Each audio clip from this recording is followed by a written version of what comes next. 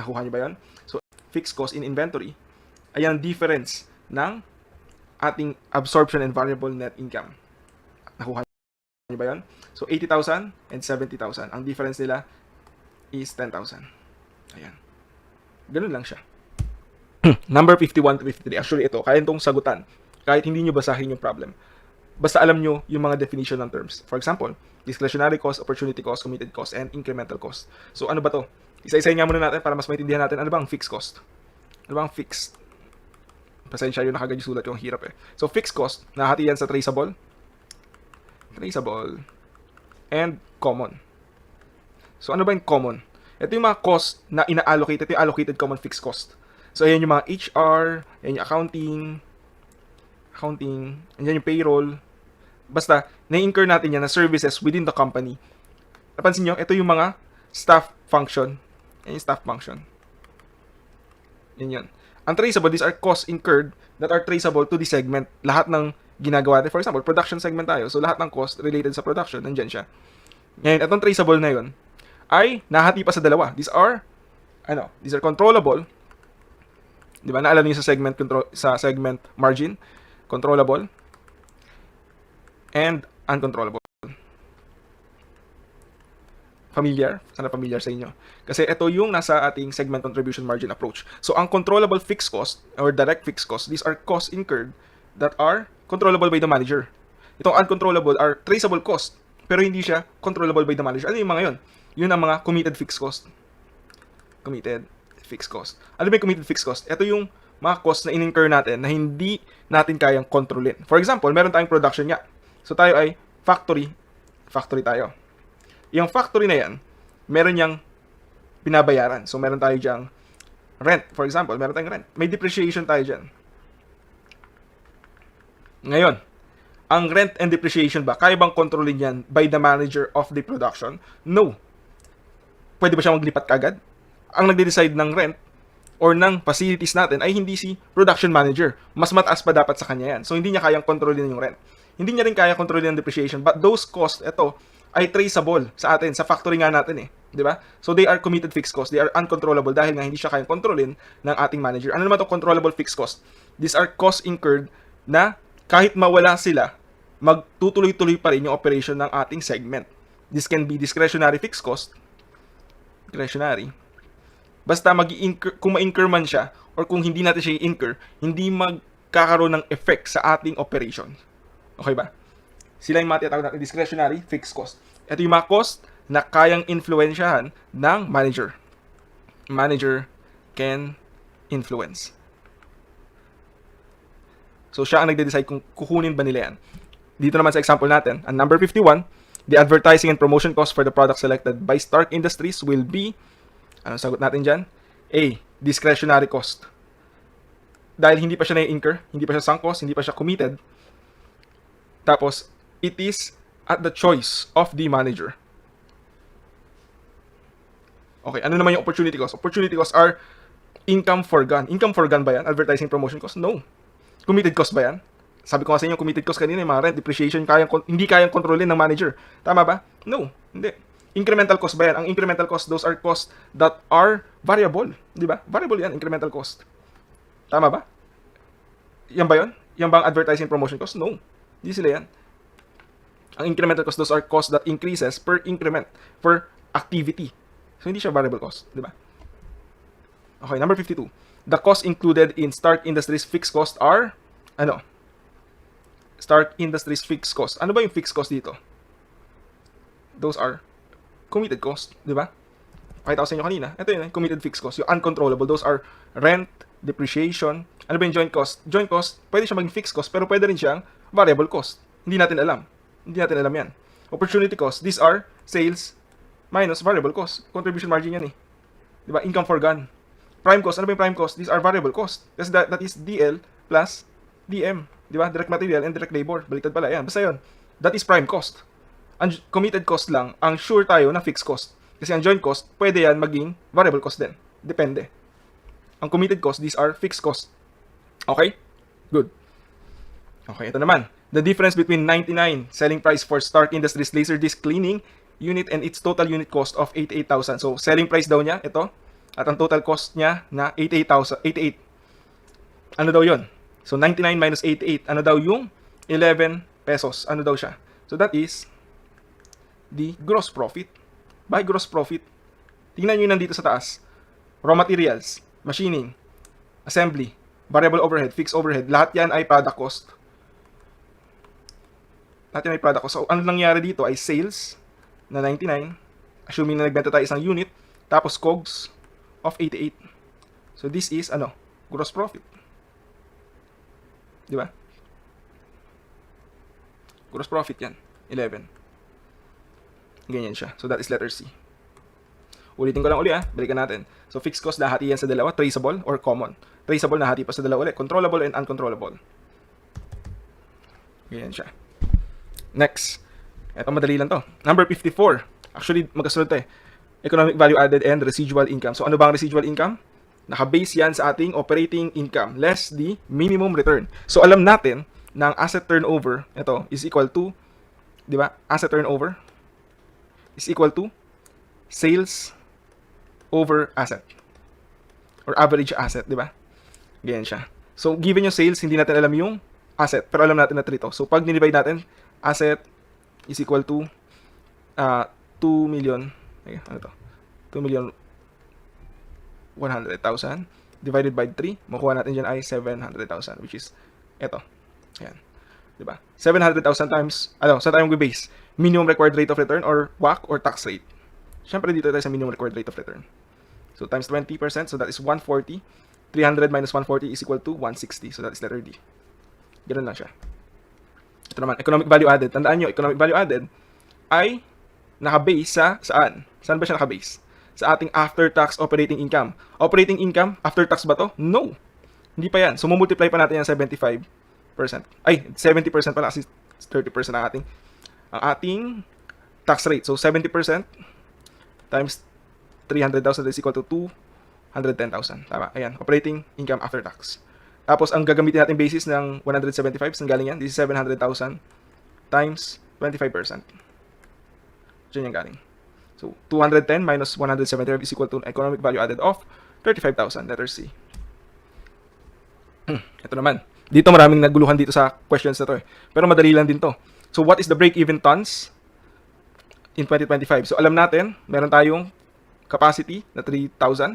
Meron tayong sales na 1,800. Okay. So, meron tayong contribution margin na 405. So, hinahanap sa atin ay break-even in tons. So, in units.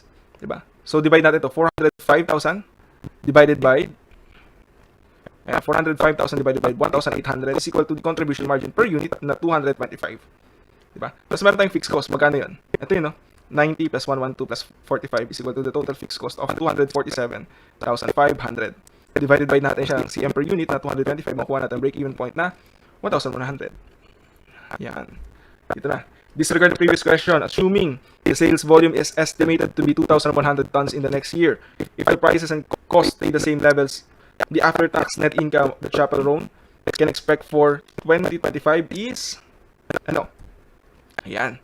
Assuming, 'di ba may ang CM natin per unit ay 225, 'di ba? Times natin yan ng 200 ay 2,100. Tignan natin.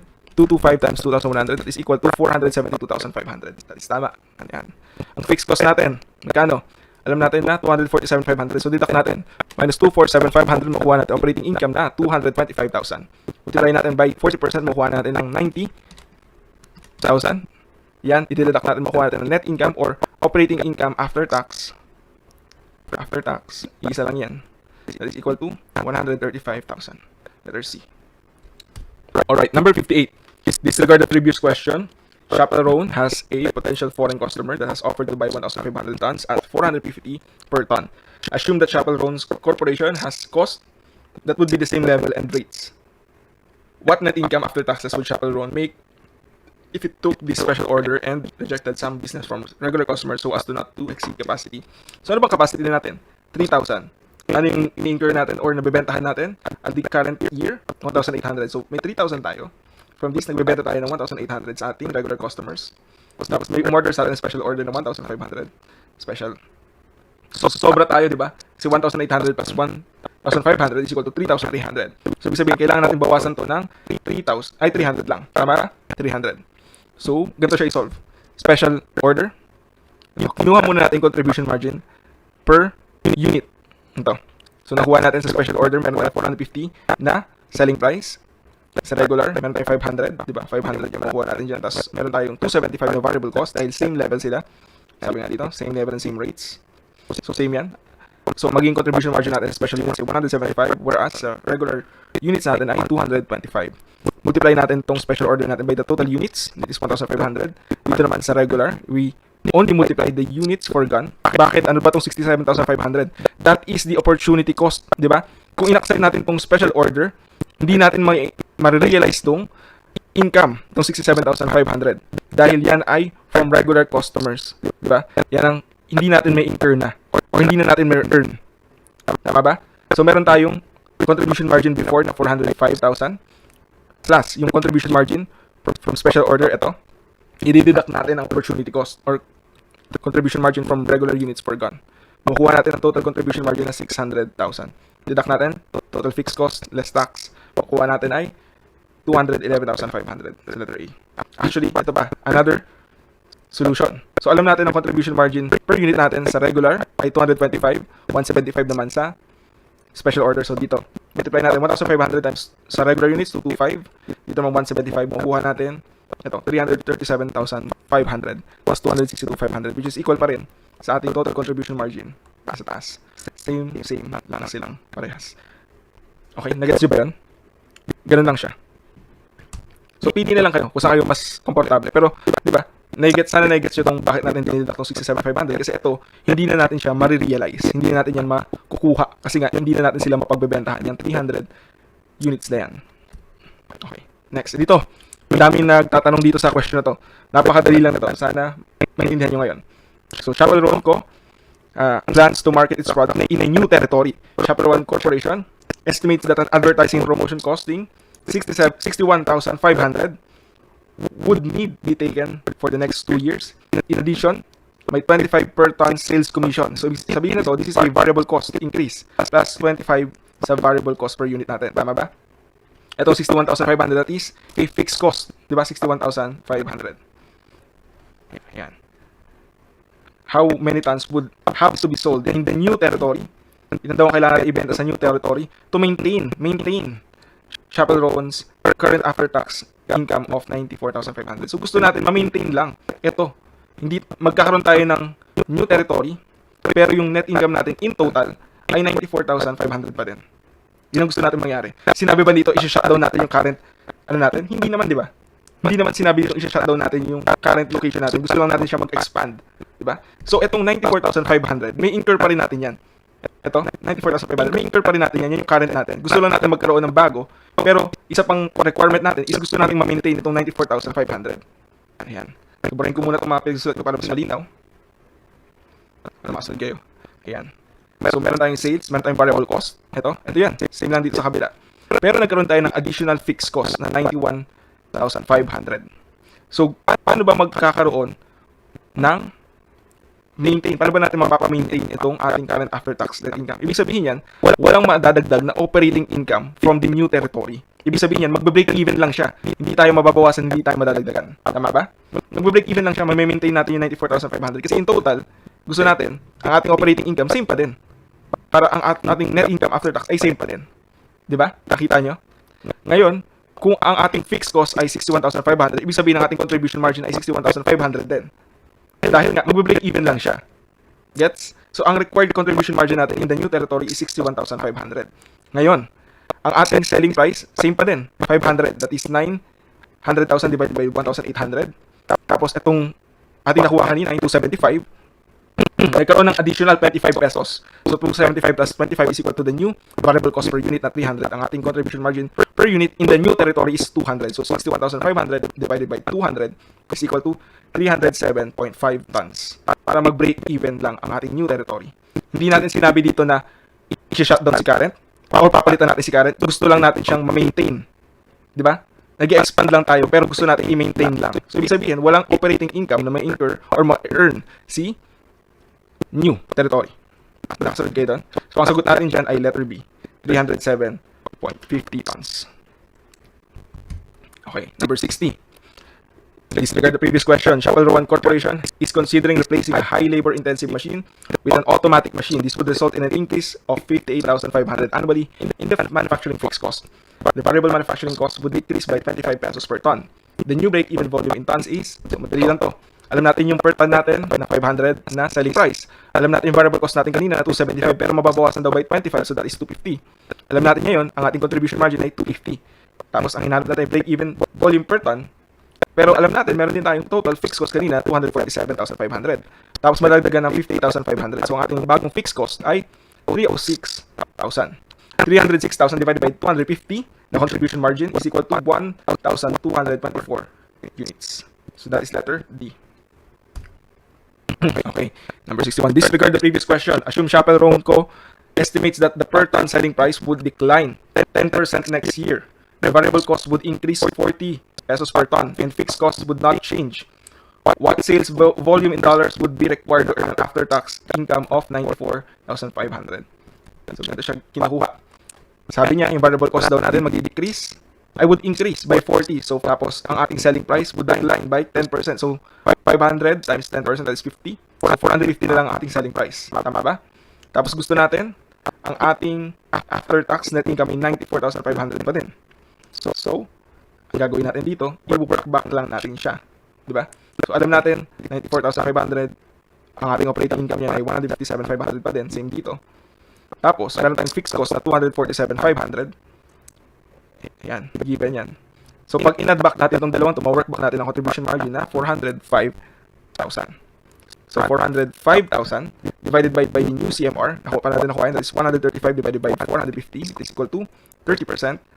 Yan, 405 divided by 30%, nakuha natin ng 100%, which is equal to the peso sales required, which is equal to 1,350,000. That is equal to A. That's A. Alright, yan. Number 62 na tayo. So, Beast Corporation has the following operating income. So, meron siyang dalawang segment, or urban store and suburban store. So, ito yung additional information niya. 1/4 of each store's direct fixed cost would continue. So, ibig sabihin nito, yung 3/4 ay, ang tawag dyan, 3/4 ay avoidable. Next, Beast Corporation allocates common fixed cost basis on the sales dollars. So, kaya lang yan. Management believes that shutting down suburban store would lead to a 10% drop. So, bababa daw yung sales ng urban store, but closing urban store would have no effect or no impact on suburban store sales. Lastly, the operating results for June are representative of all months. So, itong June daw, ay yan din yung performance niya all months. Okay. So, tanong number 62. A decision by Beast Corporation to close suburban store would result in a monthly increase or decrease in Beast Corp operating income of ilan? Actually, bonus ang sagot natin dito. Dahil hindi ko na ilagay ang tamang sagot sa choices. So, patawarin nyo ako. At least meron na tayong additional 1 point. Automatically, hindi na kayo mag-0. Next. Diba? Ito na. Meron tayong sales na 120,000. Meron tayong variable cost na 84,000. Meron tayong avoidable fixed cost. Diba? Avoidable fixed cost is 3/4 nito. So, 3/4 of 40,000, that is 30,000. Ayan. So, meron tayong advantage of 6,000. Tapos, may opportunity cost tayo na 48,000 times 10%. Yan yung mag-drop. Yan. So, hindi natin kasi makukuha yan if shutdown natin. So, ang net benefit natin ay 10,800. Ito siya. Ayan.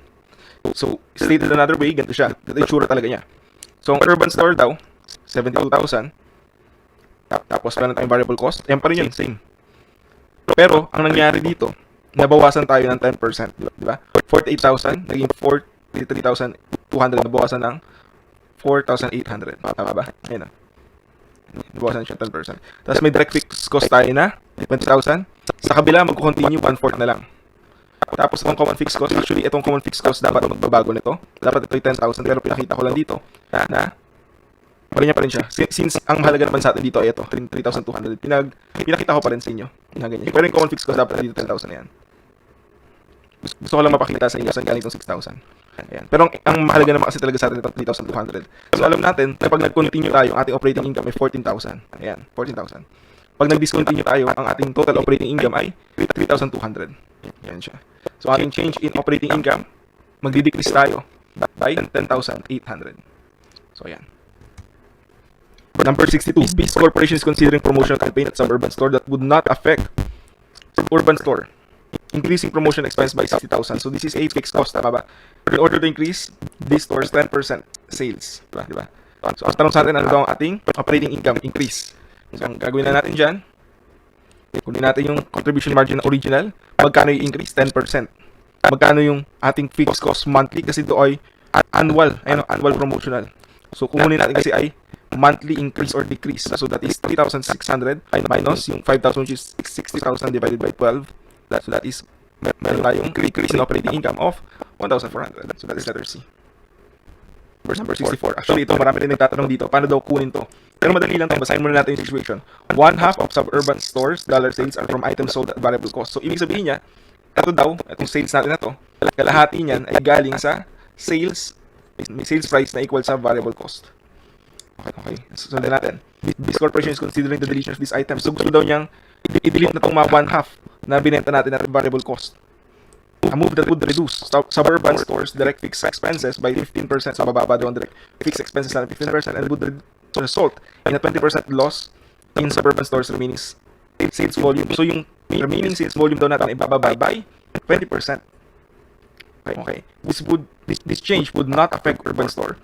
A decision by BISCO to eliminate these items sold at cost would result in a monthly increase or decrease in this corporation's operating income. So, ayun nga.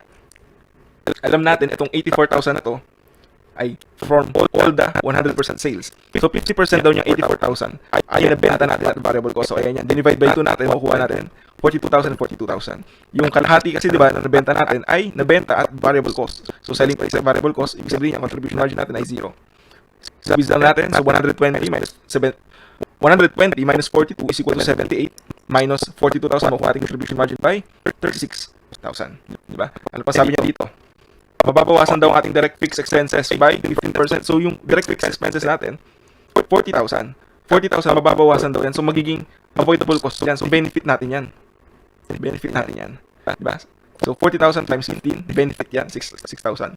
Pero, mababawasan yung contribution margin natin dito sa nabenta natin at regular selling price. Diba? So, nakuha natin ang contribution margin ay 36,000. Mababawasan daw yan ng 20%. So, 36,000 plus 30%. Magkakaroon tayo ng reduction in contribution margin of 7,200. So, ang net effect niya ay decrease in operating income of 1,200. So, that is letter B. Okay, ito. Ito na lang. Since ito rin yun, laman yan, ito na tayo. Number 65 to 67. So, kung gusto natin makuha dito, ano yung prevention cost, ano yung appraisal, ano yung external. Tama ba? Number 65, prevention. Number 66, appraisal. Number 67 ay external. Okay. So, isa-isay natin. Warranty, repairs, and replacement, that is external. Diba? System development, that is prevention. Rework of defective goods before transfer to finished goods, that is internal failure cost. Test of inspection, sabi ko nga, lahat ng test of inspection, appraisal. Cost of servicing a unit under a warranty agreement, that is external, tama yan. Net cost of scrap, that is internal. Supervision of testing and inspection, that is appraisal.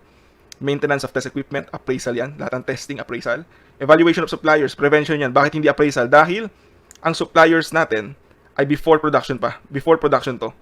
Ang testing natin, tinetest natin dito, if yung na-produce ba natin na goods ay pasok sa ating quality. Dito, evaluation of suppliers, may production na ba tayo? Wala pa. So, this is preventive. Disposal of defective products. Defective products, internal yan. Product recalls, external yan. Ang product recalls, nangyari yan if may product tayo napunta sa market, tapos pinapabalik siya. Kinukuha siya, actually, from market, tapos kukunin natin. It can be due to a litigation, it can be due to a regulation. Basta nailagay na siya sa public, tapos kinukuha natin pabalik. Ganun siya. Product testing, appraisal. Actually, product testing lang yan, ilagay appraisal dyan. So, it is appraisal. Customer complaints, external. Quality training, that is prevention or preventive. Units repaired at customer site. So, naibenta na siya, nasa customer site na siya. So, that is external. So, ang total niya, preventive ay 95,000, 115,000 sa appraisal at 240,000 sa external. Ayan o. 65, 95,000, letter D. 66, appraisal, that is 115. At 240 sa external failure cost. Medyo kakaiba itong tanong na to dahil ang iniisip ng iba, pag variable and absorption costing, lahat ng related lang sa manufacturing. Pero kasi dito, product cost ang nakalagay. So, di ba, medyo nalilito yung iba. Yung manufacturing lang ba? Sa manufacturing lang ba pwede magkaroon ng absorption and variable cost? Hindi naman, di ba?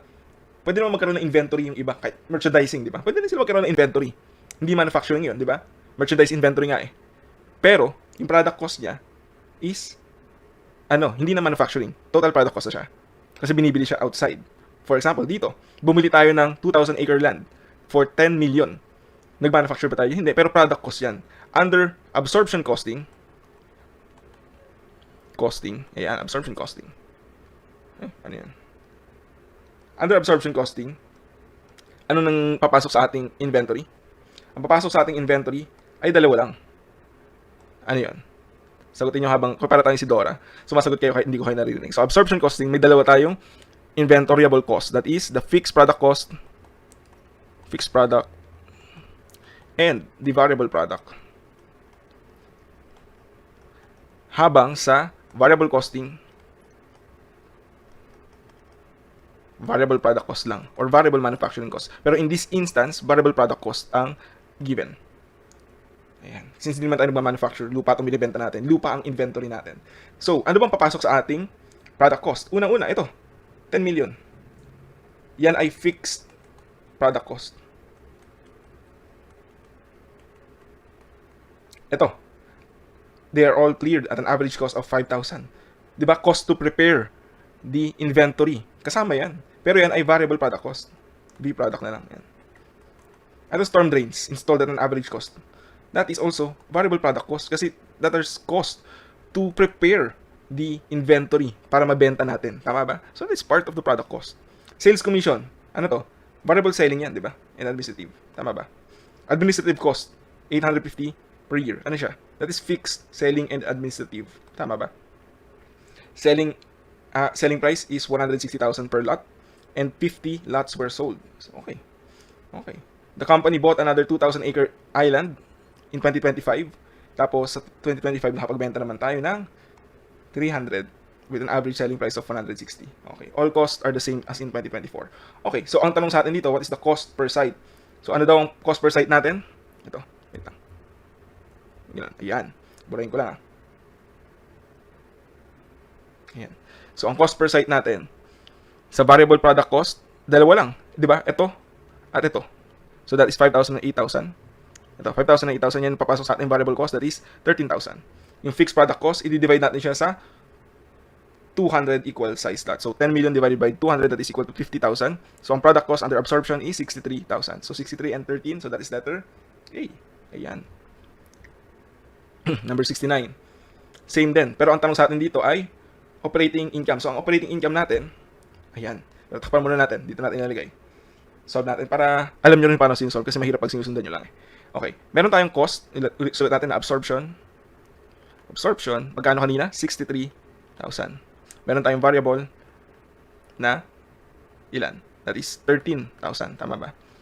Lagyan na nga natin yan. So, ang sales natin, meron tayong parehas lang yan. Under variable and absorption, walang magbabago. Because that is 50 times ilan ba? Ang ating nabenta, 50, tapos 160. Ayan. 160,000 selling price. Yan yun. Itong COGS, dito tayo nagkakaiba dahil ang under absorption ng product cost natin ay 63. So, 63 times, ilan to? 50. Yan yun. This is equal to 3,150,000. Dito naman sa kabila, multiply din natin siya by 50. That is equal to 650,000. Ayan siya. Ito yung ating cost of goods sold. Ayan. So, dideduct na natin. Variable selling, ilan? 10% na tong sales natin. So, that's 800,000. Fixed selling and administrative, that is equal to 850. Ayan. Pero dito pa, under variable costing, yung 10 million ay ginagawa nating operating expense. So, deduct natin whole, 100% ang 10 million. So, that is, makukuha nating operating income. Under absorption ay 3,200,000 and under variable ay 4,300,000. So, that is letter A. Yan. Last number 25. So, ulitin ulit natin na under absorption, under variable, under absorption ang ating product cost ay ilan? 63,000. May nagbago ba kahit nadagdagan tayo? Wala. Walang nagbabago dahil nadagdagan tayo ng 2,000 acre island. Tapos, same cost din siya. Diba? So, nagkaroon tayo ng additional 10 million na cost. Tapos, divided into 200 equal lots ulit. So, same pa rin yun. Hindi magbabago ang ating product cost. Same din dito. Ang product cost natin, 13,000 pa rin. Tama. Yan. So, multiply natin ilan na benta. Ilan nabenta natin? That is 300. Multiply by 300. Multiply by 300. Makuha natin dito, 18,900,000. Dito rin, this is 3,900,000. Yan. So, deduct natin, makuha natin gross profit. Pero tandaan nyo, ang fixed product cost uli, ayan, ay 10 million. Diba? Kasi bumili tayo ng bago, 10 million uli. Ayan. So, makuha natin operating income under absorption and variable is equal to 23,450,000, letter C, and 28,450,000. Naalala nyo yung ginagawa natin kanina. Di ba pag production is greater than sales, absorption net income is greater than variable. Di ba? Ilan ba yung production natin dito? May production ba tayo? Wala naman. Pero ilan yung units produce natin? Yung units na pwede natin ibenta, that is equal to 200, di ba? Mas marami siya sa nabenta natin, which is 50. So, ibig sabihin nito, ang difference dapat ng ating operating income ay equal to the difference of the fixed cost. Di ba? Difference in fixed cost. So, ilan ba ang difference in fixed cost nila? Dito wala tayong fixed cost. Dito ilan? Ilan natira? 'Di ba? May nabenta tayo na 50. So may natira na 150. Yung 150 na 'yan, may naiwan sa ating ending inventory. So that is 150 times 50,000. 'Di ba? 150 units yan times 50,000. That is equal to I think 7,500,000. Tama ba? Try nyo, difference itong dalawa. 3,200,000 plus 4,300,000. So that is I think 7,500,000. Tama yan. So, 'di ba? Nakita nyo, ang difference ng ating operating income ay 7,500,000. Sino mas mataas sa kanilang dalawa? That is absorption dahil nga mas mataas ang ating units na pwedeng ibenta or units produced. Dito sa kabila, ilan ang ating units produced? Ganun pa din. 300. Ay, 200 lang pala. Ating units produced 200 lang. Pero ang ating nabenta ay 300. So, this is production is less than sales. So, mas malaki dapat ang ating variable kaysa sa ating absorption. By how much? Alam natin, ang difference sila ay 100. Kunin natin yung 100, fixed cost na to. So, alam natin, yung 50,000 ulit na fixed cost, multiply natin by 50,000. So, 100 times 50,000 is equal to 5 million. Diba? May difference ba silang 5 million? Oo, may difference silang 5 million. Kita nyo? Tandaan nyo lang ang change in fixed cost or difference in fixed cost is equal to the difference in profit. Ayun. Ganun lang siya. Yan yung shortcut dyan. So, pag na-solve nyo yung absorption, pwedeng i-shortcut nyo na lang. Or, kung gusto nyo, para sure kayo, i-long cut nyo yung ganito. Mas okay yan. Diba? So, nakita nyo naman, ganyan lang siya i-solve. Actually, mag-ingat kayo sa problem na to dahil nga, iniisip ng iba, yung product cost ay hindi kasama sa manufacturing cost. Where, in fact, lahat ng product cost ay same lang din naman sa manufacturing cost. Yung manufacturing cost kasi is product cost din siya, diba? Dahil ibang term lang nalilito ang mga students. Sana nakasunod kayo doon.